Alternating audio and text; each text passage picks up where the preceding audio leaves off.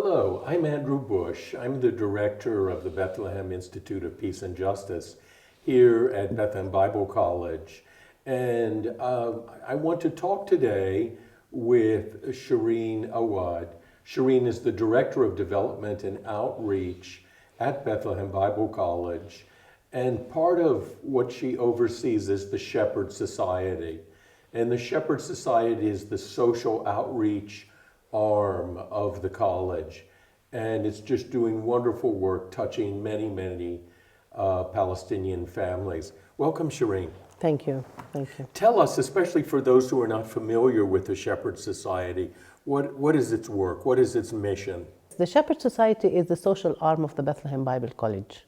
And its main reason, or the reason it existed, it actually existed at the first Intifada and then later on the second Intifada, where there was an urgent need for people who have no jobs, for people to get either medicine, food, to be encouraged and supported and so on. And this is the idea of the Shepherd Society. And it actually came through, or the people who started the Shepherd Society, one of them is the founder of Bethlehem Bible College, Dr. Awwad, and his brother Alex Awwad. Those two initiated the idea of having a social arm. And why is that? Because it's so important for us as Bethlehem Bible College to be part of the community. Yes. And to be part of the community, you have to reach out to people. And who are these people? You need to reach out to people who are aching, people who are marginalized, to people who need support, rather than just reach out to a certain area of people. Yes. We're beginning the Advent season as of this coming Sunday, December 3rd.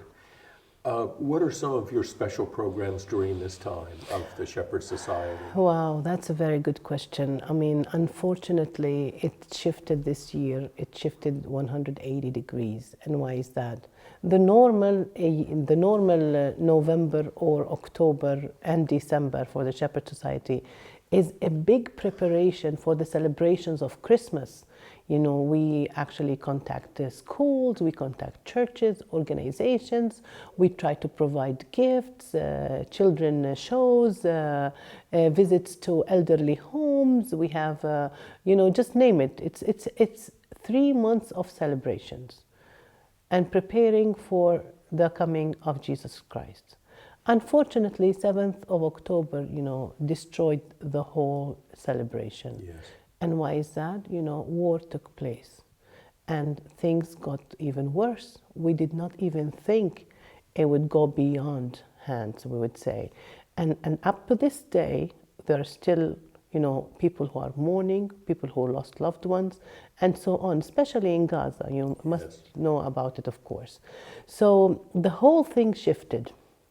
I mean, we don't want to abandon the people who still need us, but we also need to concentrate on the people who need us the most. And at this point, people who need us the most are the people of Gaza. Mm-hmm.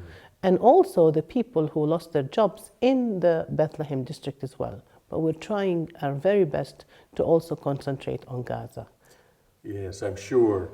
And how have you found people responding to the needs at this time? First, you need to understand when things happened in Gaza and then became worse and worse, all connections, bank transfers, all connections to Gaza were disconnected completely. But in the second week of the war on Gaza, we started a campaign. It's called the Gaza campaign. And the reason we started the campaign, people are asking, well, how come you start a campaign and knowing that there is no money coming into Gaza? But we've had experience before in 2013, in 2014, when things happened, and also in 2022, when things happened and were so bad in Gaza, we had connections. We have connections in Gaza. So we called some of our friends in Gaza, or organizations in Gaza, churches in Gaza, and so on, and we said, whatever you need, you can buy. I mean, I can give an example for the Greek Orthodox Church. You can buy it, and then when it's allowed, we will send the money. So we have been sending the money gradually to some places where, we provided food for the people who are staying in churches. We provided also money for the hospitals who have been destroyed and so on.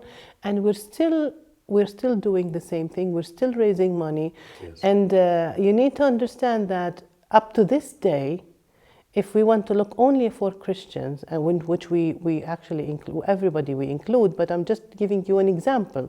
53 homes for Christians are completely destroyed, meaning people cannot go back to their homes. So we also need to think of how can we support people to find a shelter, where can they stay, and so on.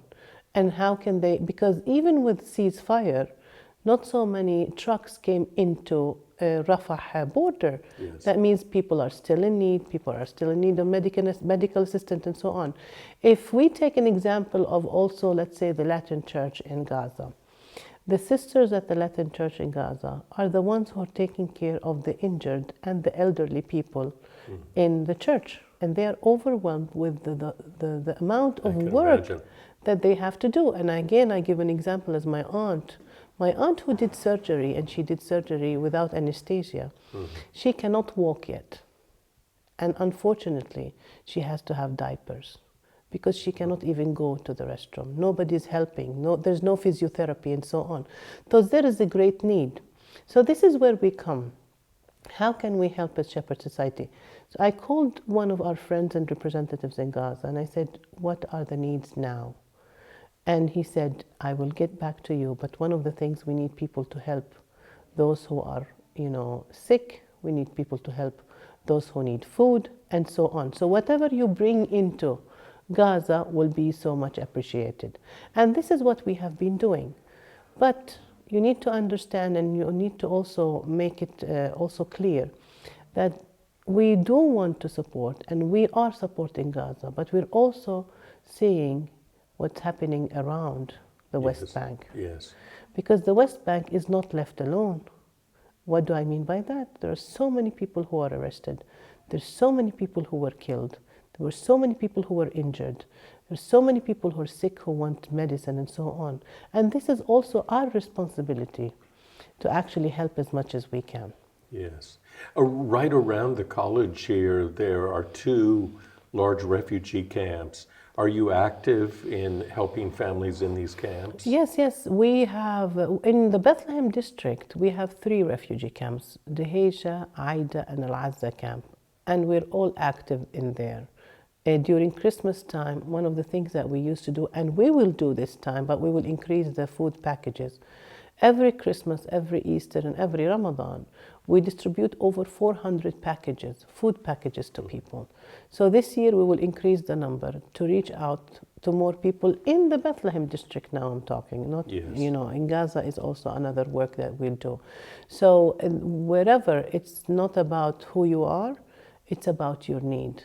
And this is our motto at the Shepherd Society. Good. With the food packets, about how much does each food packet cost?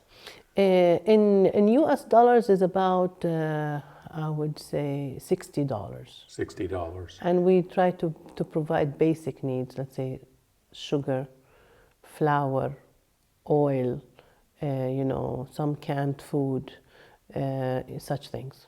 So for $60, people who were concerned to help a family in Bethlehem during this Christmas season, they could essentially provide for one family extra.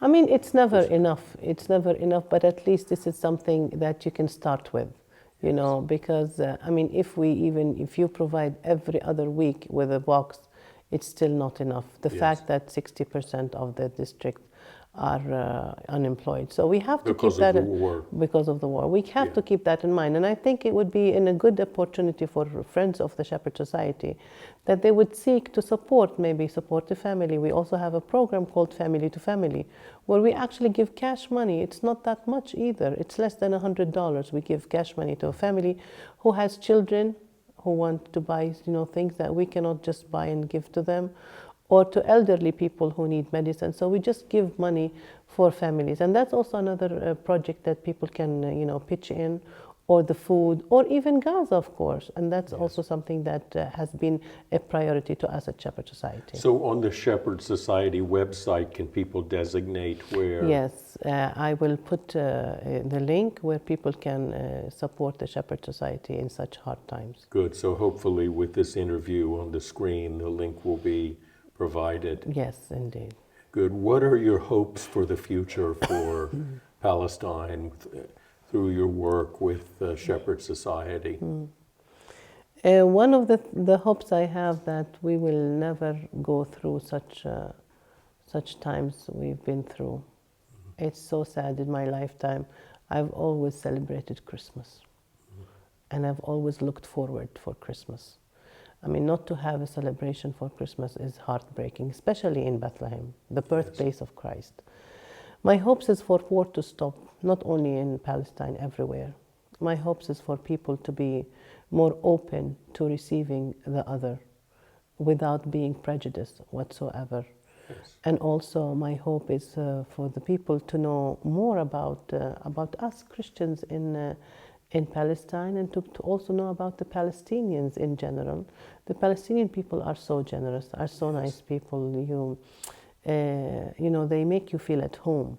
They do. And they deserve to be honored. Yes, they deserve much better than what the world has given them. I feel Europe and the United States, the Western nations, owe an apology to the children of Palestine for the life that they have given them. Well, I want to thank you for this time. Thank you. And thank you for the work with the Shepherd Society and filling us in more about, with what you're doing. Thank you, Dr. Andrew. And thank you for joining us. And we hope that you'll go to the website, which is being provided for you on the screen, and that you will make a donation to help a family here in the Bethlehem area, or a family in Gaza. God bless you, and let's promote peace in the name of the Prince of Peace.